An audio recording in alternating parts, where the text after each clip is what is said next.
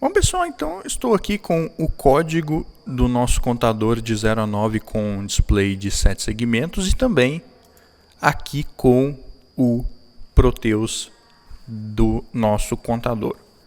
E aí o pessoal se pergunta muitas vezes, nem tanto até nessa solução do contador, mas na solução do semáforo que nós tínhamos feito antes. O semáforo ele executa uma vez e depois ele para de ser executado, ele morre, o programa ele entra num estado em que ele não executa mais nada. É o que acontece aqui quando ele chega em 9, o programa simplesmente para. Se nós formos pegar aqui o arquivo de debug, que nós já sabemos usar, né?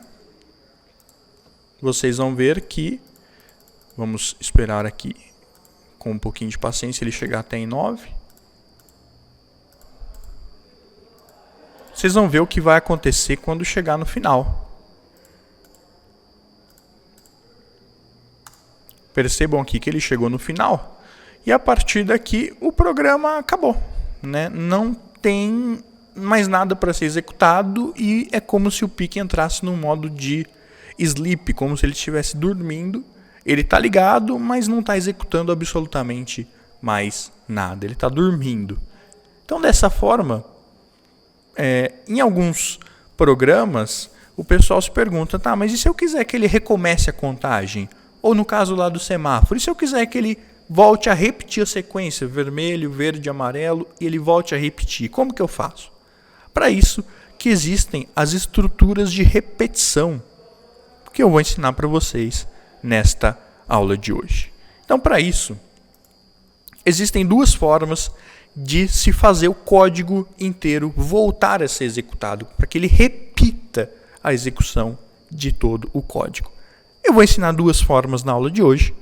Essa primeira não é a forma ideal, a mais usada, a mais elegante, a mais profissional, mas é bom vocês aprenderem apenas para título de conhecimento.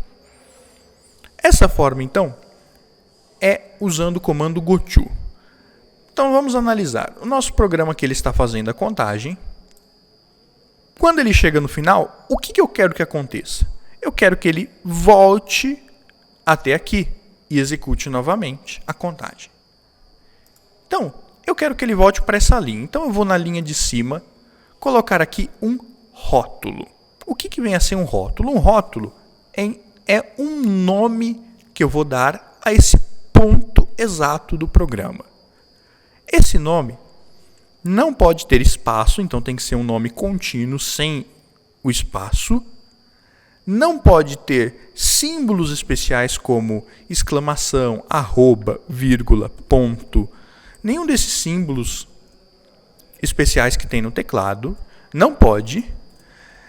Ele não pode começar com um número, o primeiro caractere dele não pode ter o número, embora a partir do primeiro a gente possa usar números nele. O único símbolo especial que é permitido é o underline ou underscore. Nós podemos usá-lo livremente, no começo, no meio, no fim do rótulo, sem problema nenhum. Então eu vou dar um nome bem simples para esse rótulo. Início. Ponto. Para que essa palavra início, para que ela seja reconhecida como um rótulo, eu preciso colocar na frente dela 2 pontos. Quando eu coloco o início 2 pontos, automaticamente esse ponto do programa passa a ser reconhecido como um rótulo. Ou seja, essa linha aqui, a linha 5 do meu código, eu passei a dar um rótulo, a dar um nome para ela chamado início. Aqui no final, então, o que eu quero que aconteça? Eu quero que depois que ele executar toda essa contagem, ele volte para esse ponto aqui, que é o ponto de início, e execute tudo novamente. Para isso, então, nós vamos utilizar o comando goTo. GoTo significa, em inglês, vá para. GoTo, vá para, espaço, e o nome do rótulo que eu quero que o meu programa vá. Início. Ponto e vírgula. Simplesmente assim. Vá para o início, ele vai vir para cá e vai recomeçar a executar tudo a partir desse ponto que eu chamei de início. Vamos compilar e executar o código.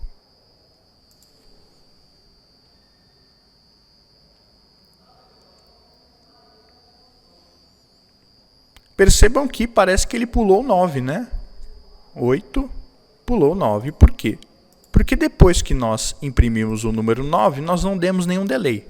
Então ele escreveu o 9 foi escrito no display, só que imediatamente depois eu mandei ele voltar para o início e do início ele imprimiu o 0. Então dessa forma eu tenho que colocar aqui um delay também depois do 9, para que ele possa ser executado corretamente.